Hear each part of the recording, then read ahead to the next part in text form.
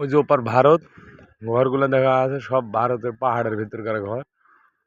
ওপার ভারত, আর এই যেগুলা বাংলাদেশের, এপার বাংলাদেশের। আর ওই উঁচা পাহাড়টা ওইটা ভারত, পুরোটা ভারত। সিলেট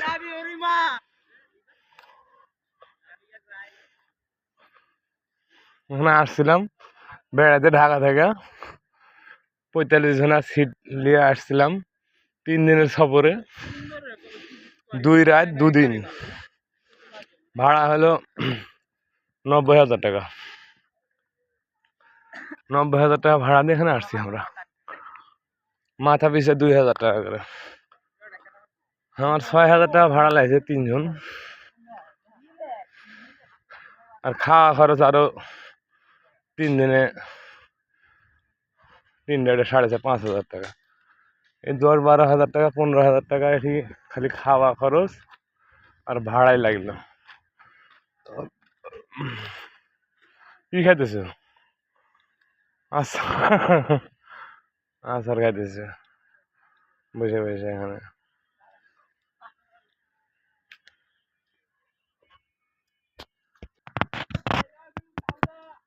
ওই যে ইন্ডিয়ার পাহাড়, ভারতের ওপার ভারত না, মানে বাড়িগুলো সব ভারতের। আপনাদের বাড়ি স্থানীয় এখানকার আপনারা?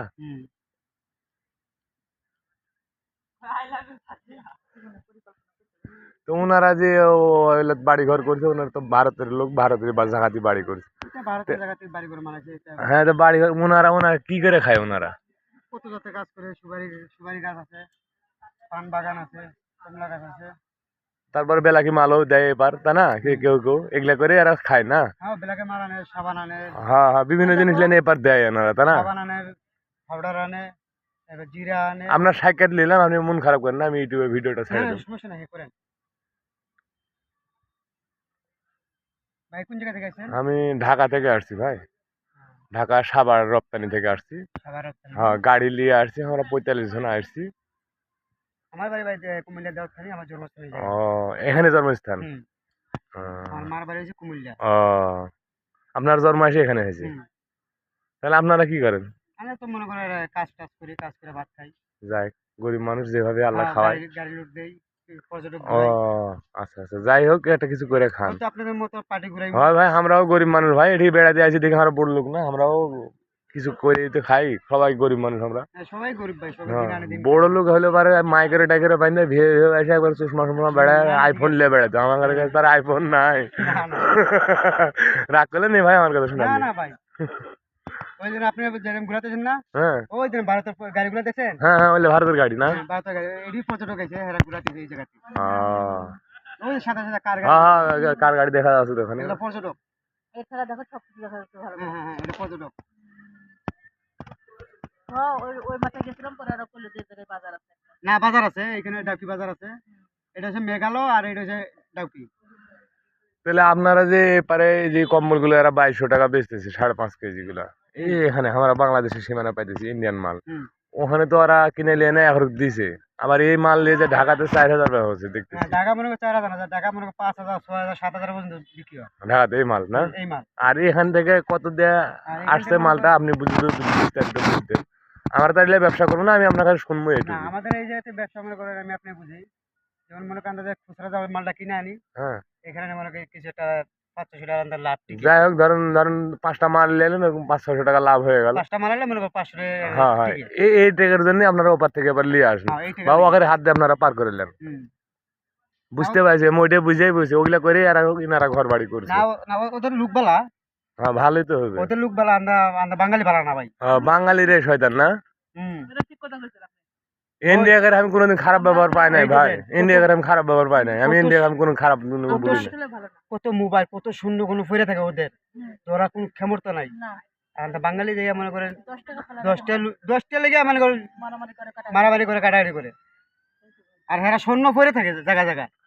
আপনি দেখেন আমাদের এই সীমানার মধ্যে দেখেন ওখানে লাখান সুন্দর পাকা বাড়ি নাই, না আর ওরা ওপার থেকে মারলেন আমার দিয়ে ওরা ওই টাকা কামাই করে ওনারা দেখেন পাকা বাড়ি করছে ওপারে, ইয়াল আর আমরা করতে পারি নাই। কি আমি মিশা কইতেছি নাকি? আপনার এলাকার কথা আমি কইতেছি। আমরা পারছি না তো ওরা এখন ওদের আমি ওই দূর থেকে আসতে দিলাম পাহাড়ের বাতা বাতা ওদের বিল্ডিং, কিন্তু আমার একটাও বিল্ডিং নাই।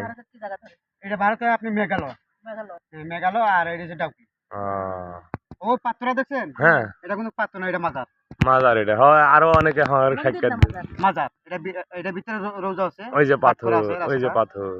আমরা একবার যাই শুনি টুনি করে দিয়া, তারপরে যেটা খাদ্য মারা গেছে প্রায় টাকা থাকেন না। হ্যাঁ দোকান করি আমি এই পুরি আচ্ছা সিঙ্গারা কত কাজ মিলেছে যাইন এই যেন যা চাটা খাইয়া এন সমস্যা নাই। আপনার কথা আমাকে ভালো লাগছে।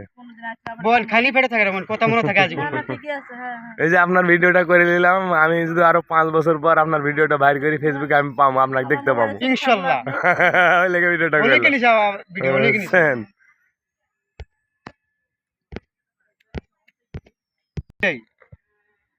আর না আপনি আজকে আছেন, যদি কুকাম করে বসে আজীবন আপনি আইবেন না না না, আমাদের সব বদনাম করে দিবেন হ্যাঁ হ্যাঁ যে আপনার লোক ভালো না, না। সিটার পাটপার সুর একজনে দর্জন নষ্ট। বর্ষার সময় এলে পানি ভরে যায় না? হ্যাঁ বর্ষাকালে আপনি না এই জায়গা মানে উঠলে বোন বাংলাদেশ থাকতো না, একবার কিয়ামত হয়ে যাবে direct। খুব উঁচু যখন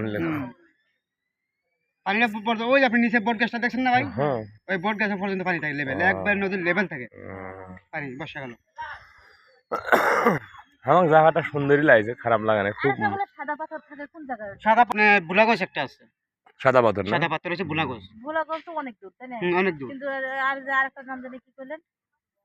কি বিষ্ণাকান্দি? বিষ্ণা এটা কোন জায়গায়? বিষ্ণাকান্দি আছে, রাতাল গুরু আছে, আপনি ঘুরা অনেক জায়গা আছে। আপনি কোন জায়গায় এই যে গেছেন? জাফরন আইছিলাম, ভাইয়ের সাক্ষাৎ নিলাম, ভাই আমার মেলা কিছু বিস্তারিত বললো এখানে।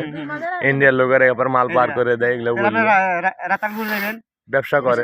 ওখানে দেখেন পাকা বাড়ি, আর আমাদের এখানে পাকা বাড়ি নাই একটাও। মানুষ কয়জন? আমাদের এপারে বাংলাদেশের সীমানা পাকা বাড়ি নাই একটা, আর না, ওদের ভারতে বেড়াতে যেতেন, হাজিরা 200 টাকা ভাড়া দিব।